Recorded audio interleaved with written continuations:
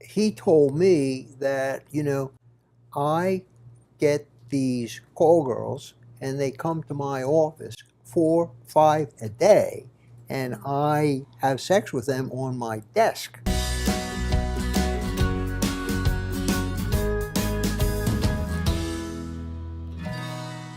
There's been a lot of controversy about the diagnosis of sex addiction in the news lately. So I'd love your opinions. What do you think? Is it a real thing, or is it a sign of some other trauma or something else underneath? Having done a lot of work in addictions or with people with addictions before, a lot of the questions arise about what do we actually then mean by the word addiction. So you get like the UCLA study that just recently came out that is going to talk about it not being an addiction because the right brain patterns aren't happening there. But I think when we start focusing on that and the wording around that, what we're actually doing is we're actually then missing the real key point about what's going on. The real key point with what's going on around the whole question of sex addiction is how is it then impacting the individuals who are suffering from whatever it is that you want to call that, and how is it impacting upon their relationships? And so whether you call it sex addiction or something else, you still have to deal with all the other parts that are around it anyway. So it doesn't really matter. I believe there's such a thing as a sex addiction. I think it's rather than a substance addiction, it's a process addiction. It's an addiction to a dynamic. It's an addiction to trying to manage your mood in a certain way, and it follows the addictive cycle. So it fits the picture, but I agree, it doesn't matter what you call it, it's there. What do you mean by a process? A process addiction is being addicted to something that you have to learn to live with. A substance addiction, you can put down the substance, and as hard as that is, it's done if you can stay off the substance. Process addiction is, you find the so-called codependents who have their own addiction to trying to make the other person what they want them to be. So you have to live with other people. There's an addiction to spending. You have to use money. You have to learn how to work within the addiction rather than just putting it down. So food would definitely, fall in there. Mm-hmm. Thinking of an example, this is a few years back. It's a lovely couple. He's an investment banker, and she teaches in one of the colleges. She's PhD.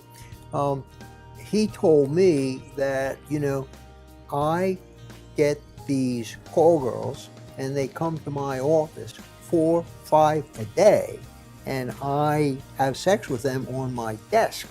And this grabs a hold of me, and I just have to do it. I finally got him to tell her, and of course her reaction was, well, I knew it, But, his anxiety, his terror of intimacy, it's palpable. He came from a crazy family. Go back to Balby and early attachment. He came from disorganized, all kinds of trauma, which he never even put words on. But it drives this thing, and and the sex is just disconnected sex. There's no emotion, it's just release. But the terror, I don't even say anxiety, I say the terror is palpable. So I saw him a couple of times, he didn't stay. They eventually got divorced, and they remain good friends. But, it really moved me, It's really a terrible place to be in. My experience with sexual addiction, and I do treat many of those patients, is that, and I agree with you guys, is that trauma. It's a lot of trauma. I don't think I have seen one client who has not suffered trauma first. And I think the basis for the addiction is there, that there is something that is missing, or something you cannot comprehend, and you cannot really relate to life without this, whatever it is you need to do.